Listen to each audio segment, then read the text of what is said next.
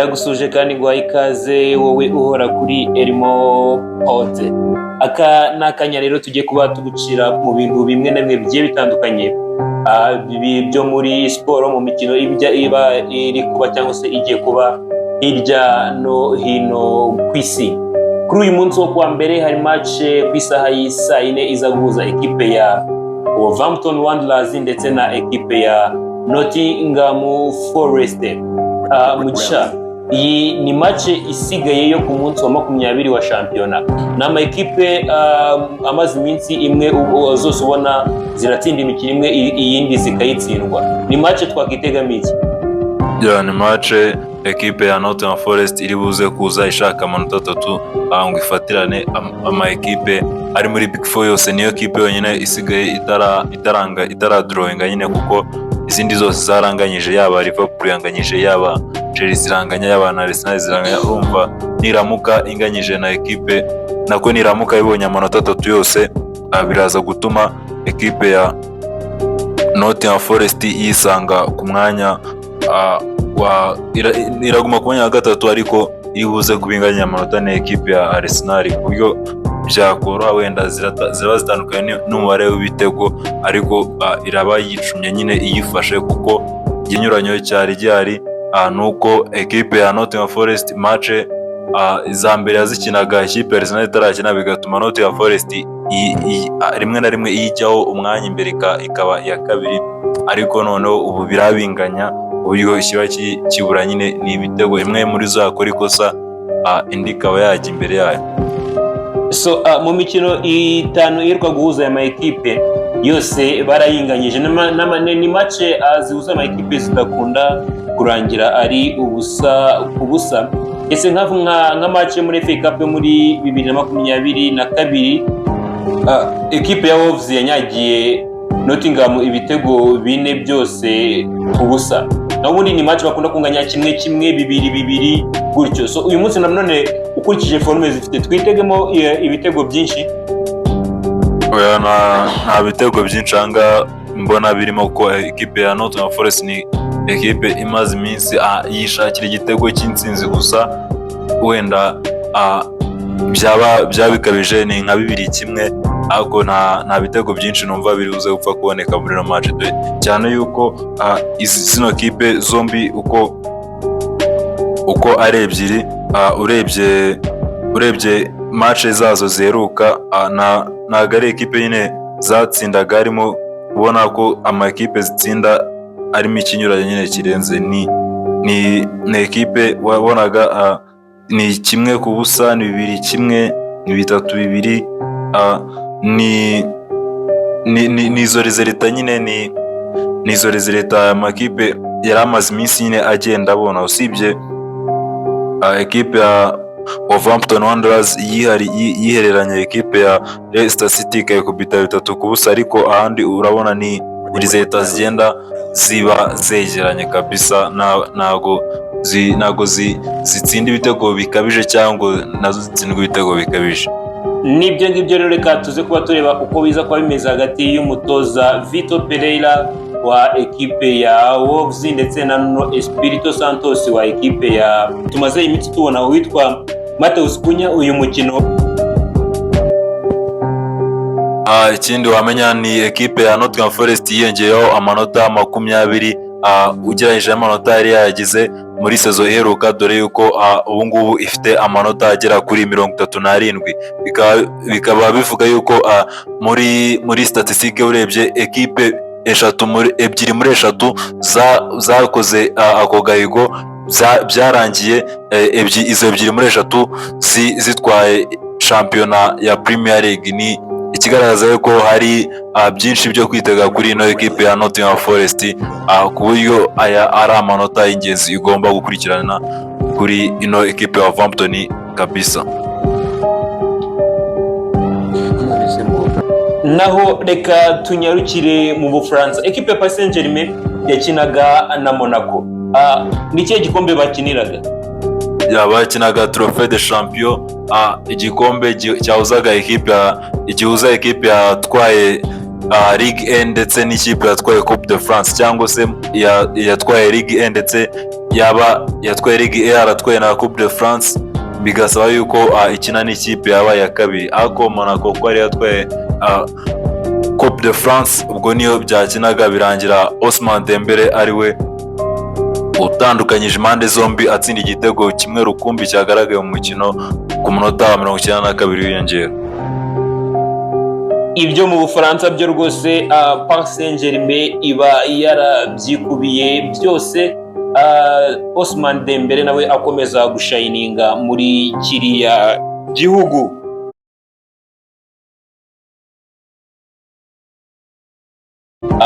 Tunyarukiye rero mu gihugu cy'Ubutaliyane, bari gukina Super Cup ariko ntago iri gukinirwa mu gihugu cy'Ubutaliyane dore ko bayijyanye muri Saudi Arabia.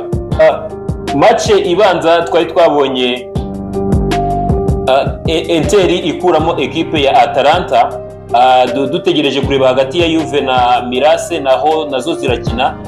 Mirase niyo yageze kuri finali. Finali igiye gukinwa na Mirase ndetse na Inter. Kuba Mirase na Inter zihuriye kuri finali bivuze ko Juve itagifite za mbaraga zo guhangana n'aya ma ekipe bitewe n'ibihe irimo. Ese Atalanta yo iri mu Butaliyane, ibyo ni ubuhe butumwa biha kuba barayikuyemo ntibe iri kuri finali? Kuri ibyo ngibyo kuvuga ngo Juve ubushobozi bwo guhatana irabufite, ariko ifite umutoza mushya, ntabwo ari mushya nk'uwa AS Milan yabakuyemo, kubera ko wa AS Milan we niyo match ya mbere yaratoje, ariko umutoza Thiago Motta ni umuntu ukora invention y'ibintu nyine bishya bitigeze tubona mu mupira w'amaguru, kuko ndabyibuka akiri no mu ikipe ya Bologna we yavugaga ko ahazaza football nyine ahabonamo ko systeme ye ku ruhare rwe nziza izaba ari 2-7-2. Iyo ubaze wumva iyo systeme 2-7-2 wumva yuko haba hajemo nyine n'umunyezamu, kuko bahita buzura abakinnyi 11 bose. Iyo systeme noneho we akaba atayibarenda mu buryo bwo kuvuga ngo wenda arahera inyuma ajya imbere, ahubwo agahera ku ruhande rumwe ajya hagati, ajya akomeza ku ruhande. Ni systeme yavuga ko we umudefense umunyezamu wari mwataka wa mbere, hanyuma mwataka akaba umudefense wa mbere.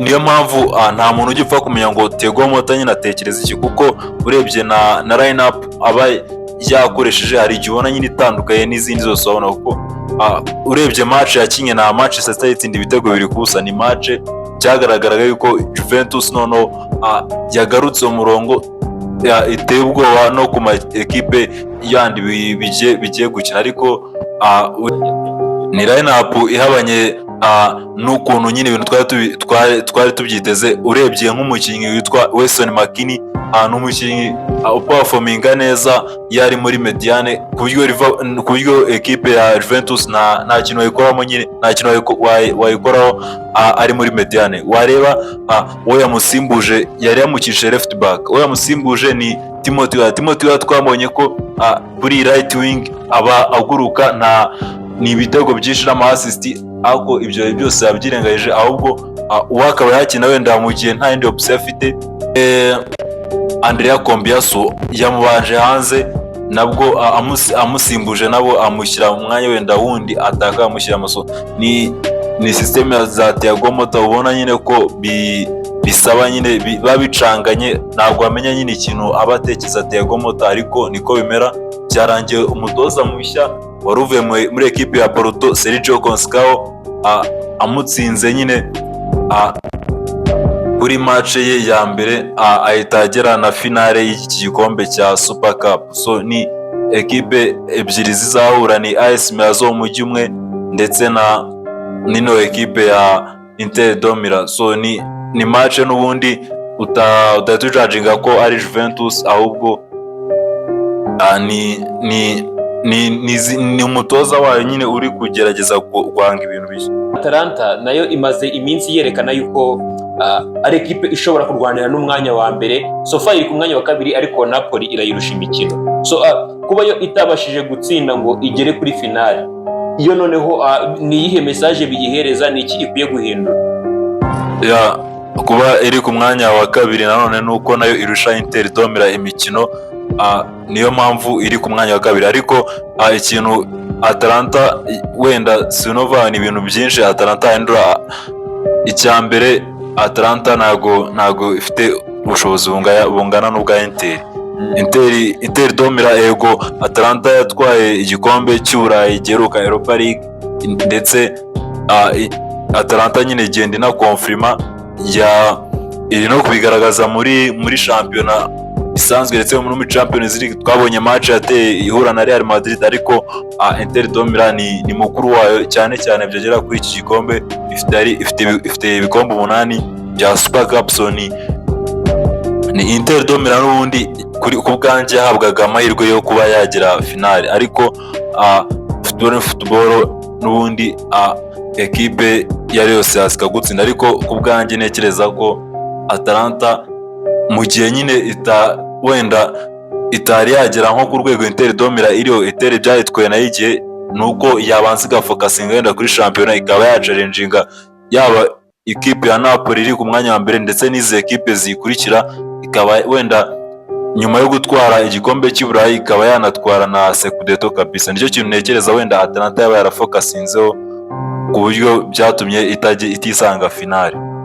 Akaba ari byo rero kuri aya ma ekipe. Ikindi nakubwira kuri aya ma ekipe nuko agiye guhurira kuri finale ku isaha y'isa 3 ya Inter ndetse na Mirase mu mikino 3 iheruka kubahuza. Ekipe ya Inter yatsinzemo Mirase imikino 2, naho Mirase itsindamo 1.